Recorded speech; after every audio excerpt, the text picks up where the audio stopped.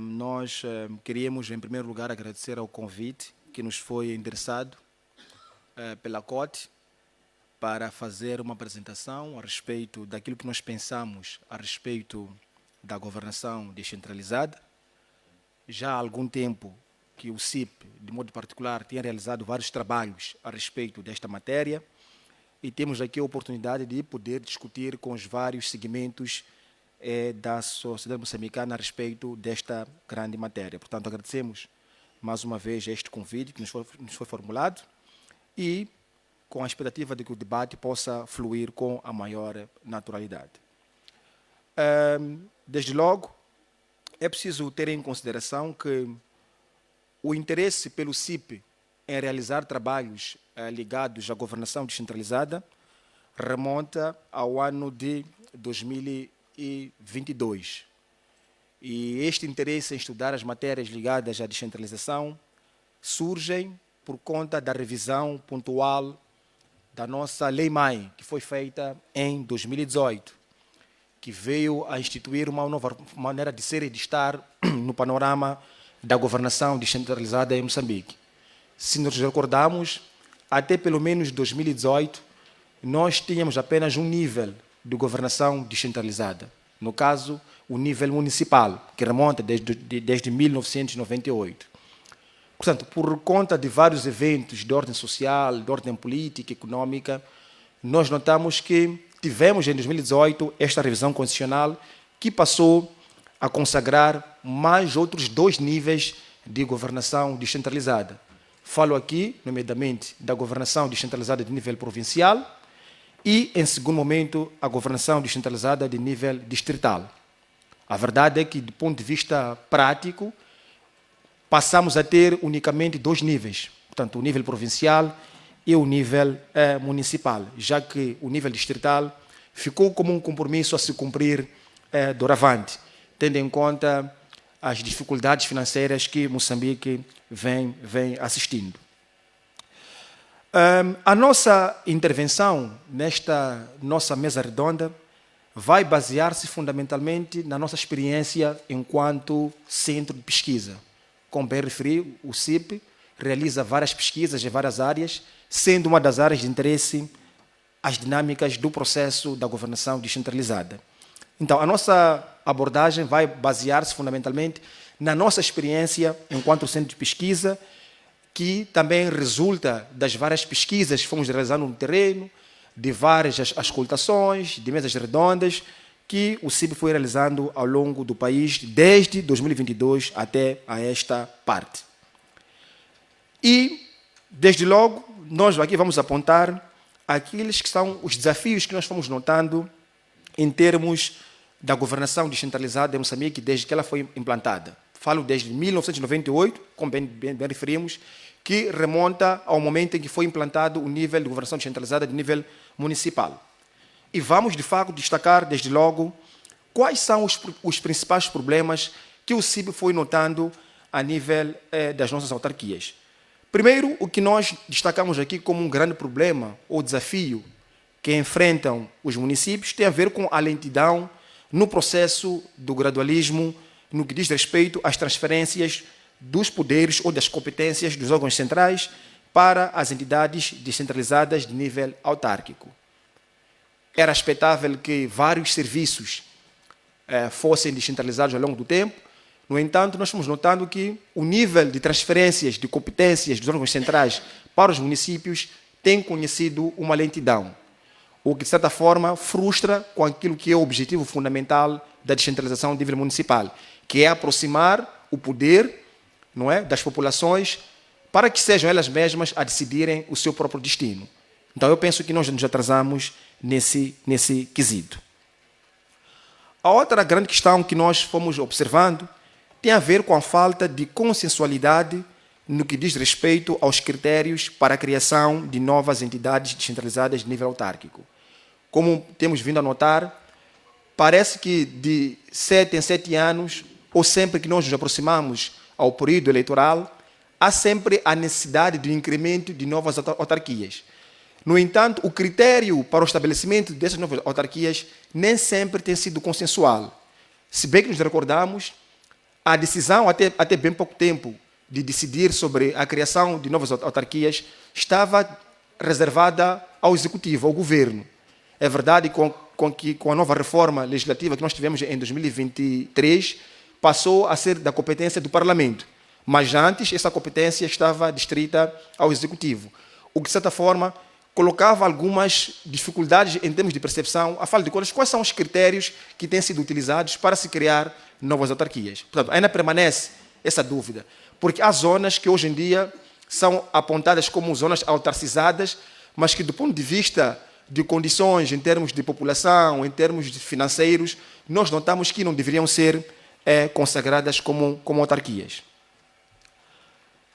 E a outra questão que nós fomos verificando tem a ver com os atrasos nas transferências dos fundos fiscais dos órgãos centrais para as entidades descentralizadas de nível autárquico. Do trabalho que o CIP tem vindo a realizar a nível das autarquias, tem sido comum a queixa. Depois, isto não tem nada a ver até com questões de ordem partidária. Quer os municípios governados pela Frelimo, pela Renamo, pelo MDM, têm vindo a se queixar do mesmo problema. A demora na transferência, por exemplo, do FCA, que é o Fundo de Compensação Autárquica, a demora na transferência do FIA, portanto, que são, na verdade, transferências que são feitas pelo Governo Central, que são muito importantes para dar seguimento ou continuidade da vida a nível dos municípios. E isto, de certa forma, também frustra com aquilo que são as propostas feitas pelos edis dessas cidades que são autarcizadas. Portanto, é um aspecto que tem sido também problemático a nível das autarquias. A outra questão que nós fomos verificando na prática tem a ver com a dificuldade das entidades descentralizadas de nível municipal explorarem na totalidade ou larga parte do seu potencial tributário. E isto tem muito a ver com outro grande problema associado a isto. O fato, por exemplo, de, a nível das autarquias, não haver a digitalização da informação. É muito difícil as nossas autarquias saberem qual é o volume de imóveis existentes na autarquia que poderiam, por exemplo, ser uma fonte de rendimento em termos de tributação, por exemplo, do IPRA, que é o Imposto Predial Autárquico, que, de certa forma, poderia cobrir larga parte daquilo que são as despesas de funcionamento, assim como de investimento a nível da autarquia. Há boas experiências de alguns municípios que já avançaram nessa dimensão de fazer o registro digital dos imóveis. Iremos avançar isso mais adiante, quando nós formos a ver algumas experiências de boas práticas em termos de governação descentralizada. Mas também notamos que há um aspecto que está ligado com a legislação. Nos últimos anos, Moçambique foi operando reformas legislativas no quadro da descentralização. E uma dessas reformas veio, por exemplo, a introduzir aquilo que nós chamamos de votação por meio de lista. Ou seja, o presidente da autarquia, desde 2018 até esta parte, passou a ser eleito através de uma lista. Portanto, ele tem que ser endossado por um partido político ou então por um grupo de cidadãos. O que, de certa forma, faz com que este indivíduo tenha de ser uma espécie de vassalo deste grupo político ou deste grupo a que ele pertence ou que o endossa na sua candidatura. Isto, de certa forma, tem tido impactos naquilo que é a própria prestação deste edil. Porque nós bem sabemos que, em Moçambique, quando se retira a possibilidade de uma candidatura independente e a candidatura passa a ser por meio de um partido ou por meio de uma lista, se reduz aquilo que é a própria autonomia deste edil. Então, nós acreditamos que isso foi um atraso em termos de reforma legislativa que foi operada. Nós acreditamos que era preciso ter-se mantido a ideia de nós termos candidaturas independentes. Desta forma, nós teríamos maior protagonismo por parte dos edis. Porque o que tem acontecido agora é que acaba por funcionar uma rede de clientelismo. Este edil, que é eleito por meio de um partido ou por meio de uma lista, de um grupo de cidadãos, deve prestar vassalagem, deve agradar a este grupo, sob o risco de não ser confiado para o próximo pleito eleitoral. E outra questão que nós notamos nessas recentes revisões da legislação sobre a governação descentralizada de nível municipal tem a ver com o fato de que, numa primeira fase, quem deveria substituir o presidente da autarquia em caso de impedimento, em caso de ausência permanente, era o segundo da lista. Portanto, Nós temos o cabeça de lista, depois tínhamos o segundo da lista. E, quando a lei foi concebida em 2018, quando se fez a revisão da lei de base das autoridades locais, que era vigente desde 2013, nós notamos que quem deveria substituir o cabeça de lista, no caso o edil, em caso de impedimento permanente, era o segundo de lista. No entanto, em 2023, houve uma operação, ou seja, houve uma revisão sobre a lei que tinha sido revista em 2018, que passou a determinar que, olha, numa situação em que há impedimento permanente do edil, quem o vai substituir será qualquer indivíduo que se encontra na lista. Ou seja, aquele partido ou aquele grupo de cidadãos vencedor tem a possibilidade de se reunir e escolher o próximo edil, sem necessidade de ser o segundo da lista a passar. Para nós, isso é um grande atraso. Por certa forma, pode-se colocar um indivíduo que talvez não tenha capacidade, não tenha competências para poder dirigir, mas, por exemplo, esse indivíduo tem algum dinheiro e conseguiu pagar alguma rede de amigos ou então de colegas a nível da Assembleia Municipal ou a nível da Assembleia Provincial, então este indivíduo poderá ser indicado como um presidente da autarquia, o que para nós representa um grande atraso. E isso até pode frustrar com as expectativas da população, porque quando a população vai à urna, apesar de nós termos o cabeça de lista, é esse indivíduo que, de certa forma, atrai o público. E, possivelmente, é o segundo da lista que também atrai o público, para poder ser votado.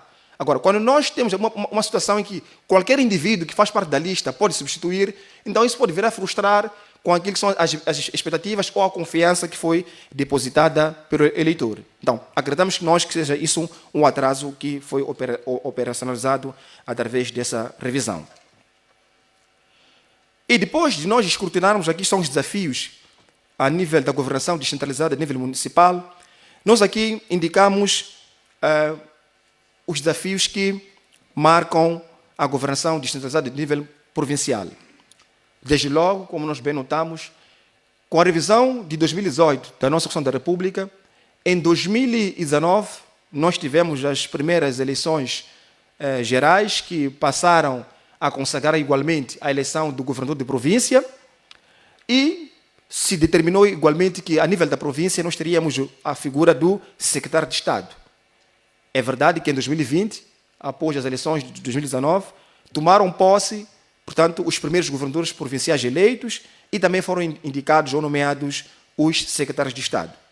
E, desde logo, o que nós verificamos foi um verdadeiro conflito de competências entre as figuras de secretário de Estado e do governador de província. Cada um querendo, de certa forma, puxar o protagonismo.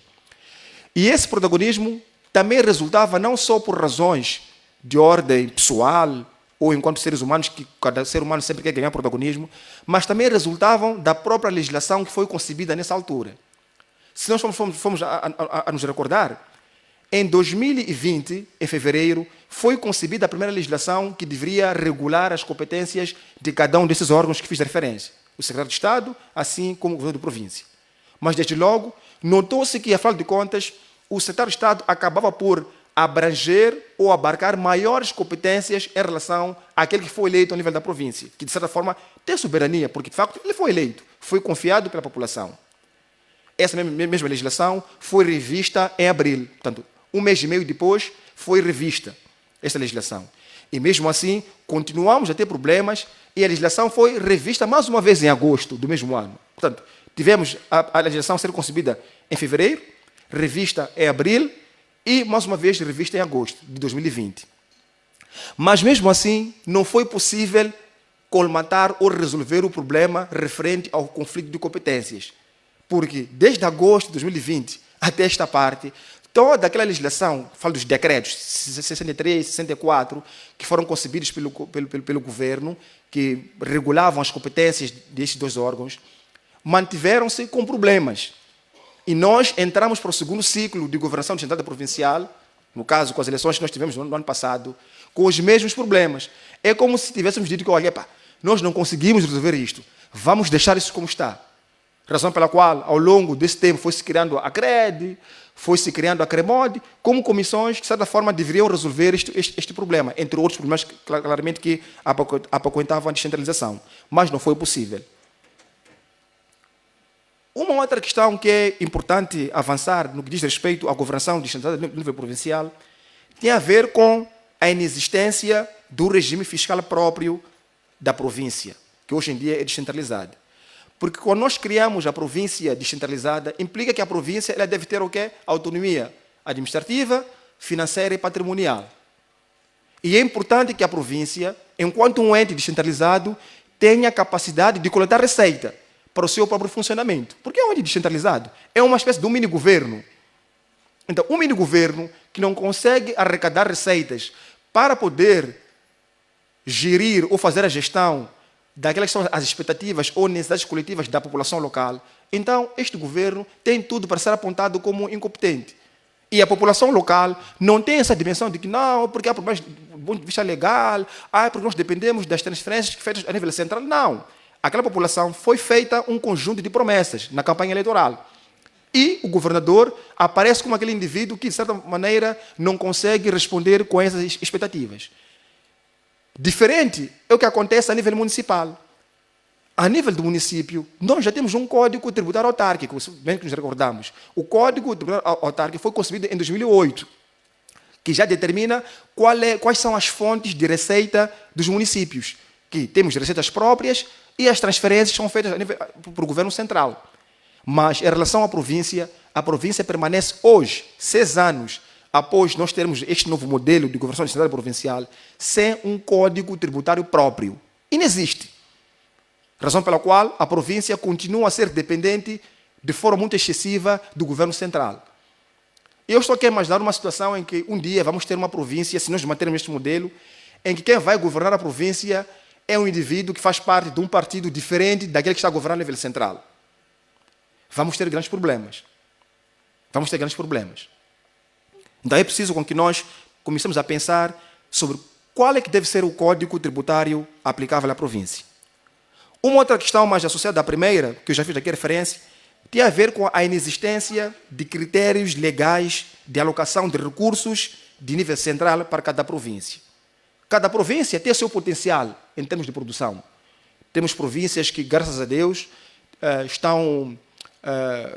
têm potencial em termos de recursos naturais e diversos, que, de certa maneira, acabam por fornecer ao nível central maior coleta de receita em relação às outras províncias. No entanto, não há um critério de justiça em termos de, olha, quem produziu mais merece receber mais. O orçamento que é feito de nível central para o nível provincial acaba por ser uniforme, sem olhar para aquelas que são as peculiaridades ou especificidades de cada província, tendo em conta, primeiro, a sua potencialidade em termos de produção e, em segundo lugar, tendo em conta aqueles que são os desafios particulares das populações. Tendo em conta que, por exemplo, em Moçambique, nós temos províncias da Zambésia, da Nampula, que são províncias populosas, que claramente, em termos de transferências do orçamento do nível central para o nível provincial, não pode ser o mesmo se pensar numa província como Gaza, como Inhambane. Então, ainda não há critérios claros de como é que o orçamento deve ser alocado do nível central para o nível provincial. E esta questão gera um sentimento, que é que nós nos colocamos no slide já no fim. Uma espécie de sentimento de injustiça. Olha, a minha província produz mais. A minha província sofre com poluição, Tete, por exemplo. Mas eu não consigo verificar, em termos práticos, qual é a vantagem de eu estar numa província que produz tanto, que se polui tanto, e nós, como população local, até sofremos com essas emissões que poluem o ambiente, mas, no final, não somos beneficiados. E isto, gerando um sentimento de injustiça, também pode gerar focos de crise, não é? Focos de tensão, em que grupos pequenos ou até grandes podem se aproveitar disso para criar uma situação de instabilidade a nível local. E nós já notamos isso, por exemplo, num trabalho que o CIP foi realizando a nível, por exemplo, da província de Inhambane, em que nós temos lá investimentos da Sazol. E nós notamos que aquelas populações da Sazol, daquela zona de Inhassoro, Vilanculos, etc., têm apresentado várias preocupações junto da empresa. Mas a empresa diz que, olha, eu já negociei com o governo central é quem sabe disto, o dossiê está lá com eles. Mas a população acha que, de facto, a Sazol lhes deve favores.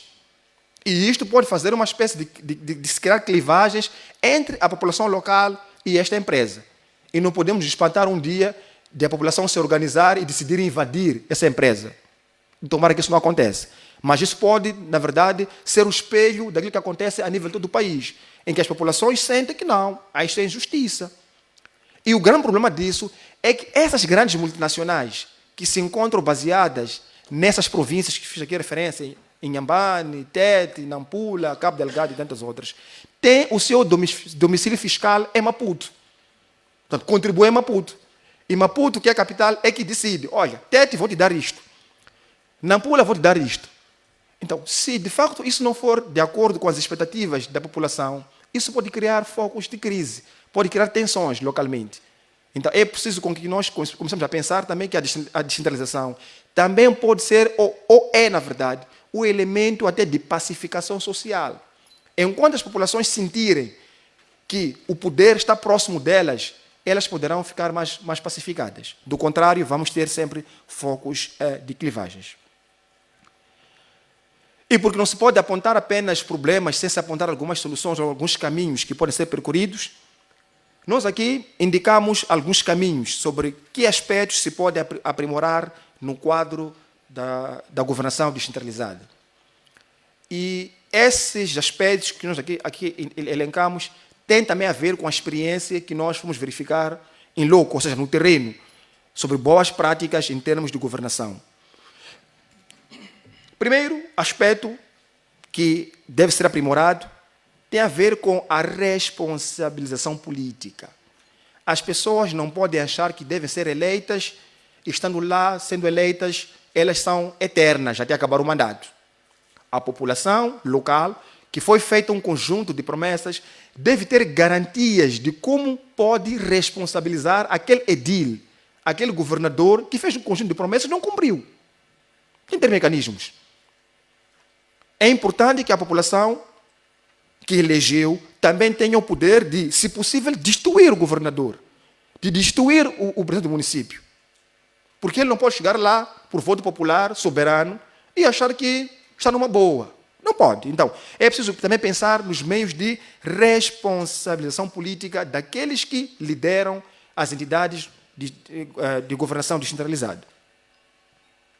Vamos aqui pensar em impeachment, não sei. Vamos aqui pensar em emoção, não sei. Vamos aqui pensar uma espécie de referendo a nível local, não sei. Mas é preciso que nós tenhamos uma ferramenta que possa, de facto, responsabilizar aquele que foi indicado como governador ou como edil. Outra questão, não menos importante, tem que ver com a prestação de contas. Parece que isso é um problema geral. Temos grandes problemas em Moçambique de prestação de contas. É um problema geral, digo geral porque mesmo a nível doméstico, nossas casas, temos problemas de dizer quanto é que nós ganhamos, quanto é que nós ganhamos e quanto é que nós gastamos em termos práticos. Não é? Muitas vezes escondemos os nossos proventos. Os homens que estão aqui devem compreender isto. Não é? Agora, o que acontece é que esta dinâmica também é verificada a nível dos municípios e também a nível dos governos provinciais. Não há publicação periódica das contas de gerência. Nós bem sabemos que os municípios, por exemplo, estão obrigados a anualmente submeterem as suas contas de gerência junto do Tribunal Administrativo, para questões de fiscalização e poder-se controlar as contas a nível municipal. Mas quem deve, de facto, também ter acesso a essas contas de gerência é o povo, é o eleitor a nível local. Porque, como bem dissemos, o município é uma espécie de mini-governo a nível local. Então, tem de prestar contas a nível local. E para ter acesso às contas de gerência é um trabalho muito tremendo. Falo por experiência própria, enquanto pesquisador do CIP. Das vezes em que procuramos ter acesso às contas de gerência a nível de alguns municípios, que não vou fazer referência aqui, por uma questão mesmo de ética, foi muito complicado. Foi uma dança terrível. Então, nós achamos que era importante com que essas contas de gerência fossem publicadas no site oficial dos municípios. Aliás, esse também é um grande desafio. Há muitos municípios que não têm um site oficial. Era importante que tivesse uma página, um site, em que todas as contas fossem lá publicadas. E vou dar aqui um exemplo de boas práticas municipais onde encontramos contas de gerência publicadas semanalmente, mensalmente e anualmente. É o caso do município da Beira. Fizemos muito recentemente um trabalho de campo a nível do município da Beira e nós notamos que o município da Beira tem publicado. Inclusive, é possível encontrar as contas de gerência no lugar de estilo, ou seja, na vitrine. Quando entras no município da Beira, logo naquele corredor, há uma vitrine e tem lá publicados os documentos importantes do município, sendo um deles as contas de gerência, em que se diz volume de despesas, volume de receitas, onde foram aplicadas as receitas do município. Isto é um bom sinal de boas práticas, que poderão ser replicados para os demais municípios, que hoje em dia temos 65. Então, seria muito bom. Um outro elemento que é preciso destacar tem que ver com a formação dos membros das Assembleias Municipais e os membros das Assembleias Provinciais em matérias de fiscalização. Falo aqui de modo particular em relação ao procurement, ou seja, contratação pública. Um dos focos de corrupção em Moçambique a nível da governação descentralizada provincial e municipal tem a ver com a contratação pública. Há muitos concursos que são publicados, alguns ligados à adjudicação direta, outros nem por isso, que nós notamos que há subfaturação, que o valor que deve ser aplicado para se erguer uma certa infraestrutura pública não é aquele valor real. E fora isso, também temos a dúvida sobre quem são os beneficiários, quem são as empresas que se beneficiam desses contratos ou desses concursos. E, a nível do município, nós temos um órgão que tem a competência de fiscalizar, que é a Assembleia Municipal. Mas é preciso ter em consideração que os membros da Assembleia Municipal não são pessoas formadas, talvez, em direito, em contabilidade, em fiscalidade, e podem não ter conhecimentos técnicos com vista a poder fazer essa fiscalização. Logo, nós entendemos que é importante que os municípios invistam na formação periódica, na capacitação periódica dos membros das Assembleias Municipais, para ser estes a fazer a fiscalização da ação executiva ou governativa a nível do município. Desta forma, talvez vários contratos que são apontados como suspeitos, como produto de subfaturação, poderiam ser cancelados. O CIP, por exemplo, já fez vários trabalhos denunciando inconformidades, irregularidades na contratação pública. Mas este trabalho deveria ser em primeiro plano dos membros da Assembleia Municipal. Deveria ser em primeiro plano, porque são eles que fiscalizam a ação governativa a nível da província. Mas o mesmo se diz em relação às Assembleias Provinciais. É verdade que hoje em dia a província praticamente quase não contrata nada, porque ela depende muito das transferências que são feitas pelo nível central, mas talvez, doravante, se o governo provincial tiver essa autonomia, tiver fontes de receita e começar a contratar empresas de verdade, talvez vai precisar também de que seus membros também tenham conhecimentos a respeito dessas matérias. Um outro elemento que também tem a ver com boas práticas municipais tem a ver com o estabelecimento de uma linha de contacto com as lideranças. Eu não posso ter acesso ao meu edil no momento da campanha eleitoral, em que andamos aos beijos, aos abraços, come na minha panelinha, no meu pratinho, senta comigo. Não pode. Só bichapa comigo, portanto, pega outro cargo. Não pode ser assim, apenas. É importante que, depois de ser eleito, o edil, ele continue a estar próximo de mim. Até porque descentralizar é isso mesmo, é aproximar o poder da população, não é? E permitir com que a população tenha acesso facilitado ao seu edil, à sua liderança. E nós temos aqui um bom exemplo de boas práticas municipais a nível do município da Matola. O município da Matola já concebeu aqui uma linha de contacto com o presidente, que acho que deve ter como designação, se logo fala com o presidente. Portanto, é um bom exemplo de práticas municipais, que nós achamos que seria necessário que os outros municípios pudessem replicar. Eu tenho que ter acesso ao meu edil, tendo em conta que nem todos nós, como moçambicanos, conseguimos ler e escrever. Então, eu não posso ter acesso ao meu presidente com base em requerimento. Não. Se eu não sei escrever, como vou ter acesso a ele? Então, é preciso que eu tenha um dia em que eu sei que, olha, o meu edil, de nas terças e quintas-feiras, ele atende ao público que não marcou audiência, por exemplo, das 9 até as 12. É um bom exemplo de práticas municipais. Quem não sabe escrever, aquele camponês, levanta-se e vai. Sei que hoje vou falar com o chefe. Não marquei audiência, mas vou ter acesso a ele. Então, penso que é um bom exemplo de práticas municipais que poderão ser replicadas a nível dos municípios. E, quiçá, também a nível provincial. Outro elemento, não menos importante, é estimular aquilo que nós chamamos de parcerias público-privadas. O Estado, quer do ponto de vista central, quer também os mini-estados, permitam-me usar o termo, os municípios, os governos provinciais, não podem fazer as coisas sozinhos. Não é possível. Então é preciso apostar em parcerias público-privadas. Mas isso também exige um pouco de protagonismo por parte daquele que é indicado como líder. Então, em Moçambique, nós estamos cheios de chefes. É importante que o chefe seja líder. Conseguir, através do seu rosto, não falo da beleza, mas falo do rosto, falo da questão de protagonismo, conseguir atrair investimentos de privados para a sua província. Porque isso, primeiro, vai possibilitar que se ergam mais infraestruturas a nível do município, a nível da província, e também será, por outro lado, uma fonte de tributação. Então, é importante apostar em parcerias público-privadas.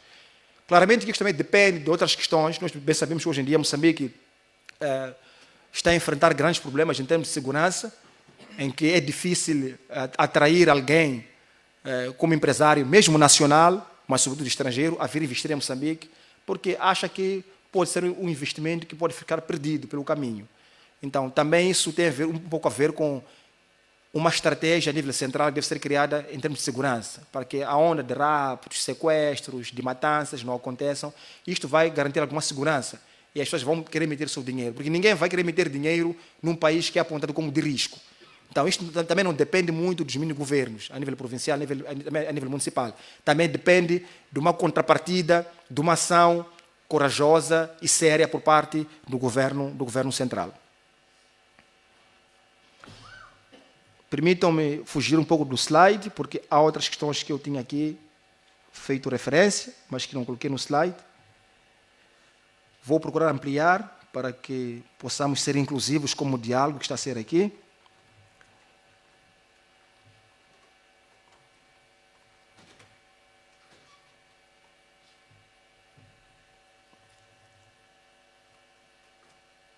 Exatamente. Aqui temos. Não sei se todos conseguem ver. Amplie um pouco mais. Perfeito. Portanto, outra questão que é muito importante tem a ver com a informatização dos dados. Eu falava aqui de que é importante com que os dados que estão na posse dos governos descentralizados provinciais, assim como municipais, sejam digitalizados. E é uma experiência muito negativa que nós notamos a nível do município da Beira, em que o município da Beira, como nós bem sabemos, tem sido muito alvo de eventos climáticos extremos, e um dos marcos fundamentais tem a ver com o ciclone Idai, que nós tivemos em 2019. E soubemos, afinal, que o município da Beira, desde pelo menos 2010, vinha fazendo o registro digital daqueles que são os imóveis que se situam a nível do município. E isto seria uma ferramenta para poder garantir com que houvesse o registro e consequente tributação do IPRA, não é? Imposto Predial Autárquico. No entanto, porque essa informação não estava digitalizada, larga parte dela, fez com que com o ciclone Idai muitos arquivos fossem perdidos. Então, devemos aqui imaginar que foram muitos expedientes que favoreciam o município que foram perdidos, mas também vários expedientes que eram solicitação do cidadão que foram perdidos. Então, quando se digitaliza, a informação não se perde. Então, é importante com que se invista muito na digitalização. E a nível do município da Beira, também há um aspecto que é preciso destacar como boas práticas municipais, ficamos a saber que este é um memorando de entendimento com uma organização holandesa, chamada VNG, se a memória não me atravessou, VNG, que tem auxiliado a eles a fazer um registro informático ou digital de todos os imóveis a nível do município. E isto está a ser feito com base em fases. Portanto, as fases comportam alguns bairros. Portanto, bairro A, bairro B, bairro C. Vai-se num bairro, procura-se fazer o registro de todos os imóveis. Depois desta fase, se avança para outro bairro, se faz o mesmo registro. E assim sucessivamente. Então, a ideia fundamental deles é de até 2027 conseguirem registrar todos os imóveis a nível do município da Beira. É uma questão que eu acho que pode ser replicada a nível dos demais municípios. E isto poderia, de certa forma, garantir com que a sua potencialidade em termos de base tributária pudesse ser alargada. E, desta forma, conseguir até prestar melhores serviços à população.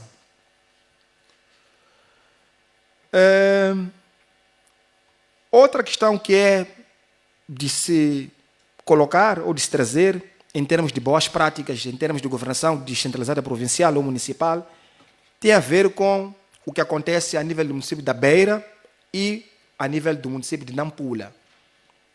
Esses dois municípios consideram aquilo que chamam de presidências abertas, que são permanentes, em que os edis se dedicam ao longo da semana em visitar bairros. Visitam bairros, fazem uma espécie de comícios, em que a população local tem a possibilidade de dizer quais são as suas preocupações. Fala com o presidente, fala com o vereador, porque o presidente não vai sozinho. É ele o presidente com os seus vereadores das várias áreas. Os problemas a nível de um certo bairro são diversificados. Então, o presidente, com a sua equipa de vereadores, chega num certo bairro, anuncia-se, e cada um deles vai lá, enquanto população, e diz qual é o seu problema, e é indicado qual é a individualidade que deverá resolver a sua questão. Portanto, são alguns exemplos de boas práticas municipais que eu penso que podem vir a ser replicadas a nível dos outros municípios. E porque aqui estão lançadas as linhas de debate, não vou esgotar, e grato pela atenção dispensada.